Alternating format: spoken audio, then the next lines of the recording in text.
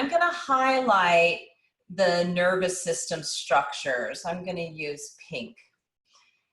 This sort of these light yellowish structures that we see on the screen, these threads represent nerves. And what I've highlighted are the nerves of what's called the brachial plexus. And that the brachial plexus innervates or powers our upper extremity.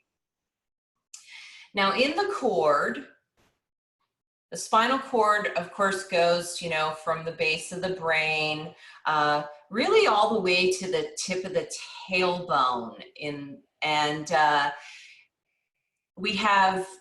It's composed of several structures. We have spinal nerves, which we see here on pocket anatomy. Again, these yellowish structures. And there are 31 pairs. And they're divided into segments relating to the neck, the cervical region, the thoracic, the lumbar, as well as the sacrum.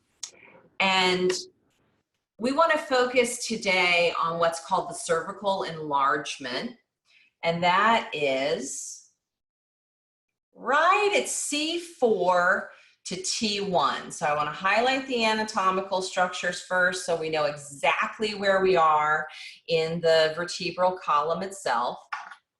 So here is C4. Yeah. And T1. And in this area, we have an enlarged bundle of nerves, and that's the root from which the brachial plexus grows. So that's how from our shoulders to our fingertips, that's how we get power. And when we look at this anatomical region, we can see how neck position in asana can have a profound effect on what we're feeling in our hands. Neck and head position in our activities of daily living, the same thing. This is why, a forward head position can be so difficult to manage over time, because it creates a repetitive strain that may result in compression of our nerves. And so your hands can go numb because you have compression somewhere between C4 and T1. That's so fascinating, Mary. Yeah, Mom touched a bit on forward head from a postural perspective in the first week, but what I did not realize is that you're basically saying all of the nerves that reach to my arms and my fingertips run through this pretty narrow region of the spine. Yes, and also a really mobile segment of the spine. So there's a lot of opportunity for compression.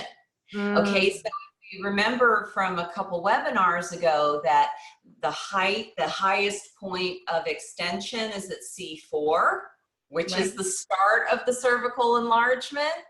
And then the highest point of flexion, the apex of flexion, is at C5. Well, we can then begin to intuit that C4, C5, really mobile. There's a lot of opportunity to catch our nerves off guard. And this is why, for instance, in things like Trikonasana or triangle pose, it's important that we don't look up. Because that action of looking up toward the ceiling is actually overriding what's happening kinesiologically within that region of the vertebral column itself, and that can cause nerve compression.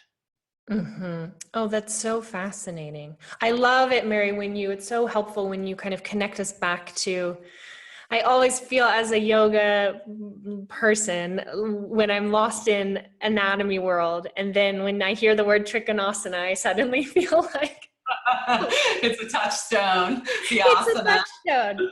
Yeah, no, that's what I love about your teaching in this course is like being able to connect the two, because that's what's so important and relevant for us as yoga teachers. Okay, this is interesting. These can become in some ways factoids, but then how do I feel it in my body and apply it to my students' bodies? Yeah, and we want to make sure that when we're instructing asana, we're abiding in anatomical reality, and that we're not exacerbating things for our students or creating problems for our students. And you think in triangle pose, for instance, oh, well, I'm just turning my head, but we have to consider that rotation of the cervical region in the context of gravity and what's happening in the chain of the body, and specifically in the chain of the vertebral column. So clear.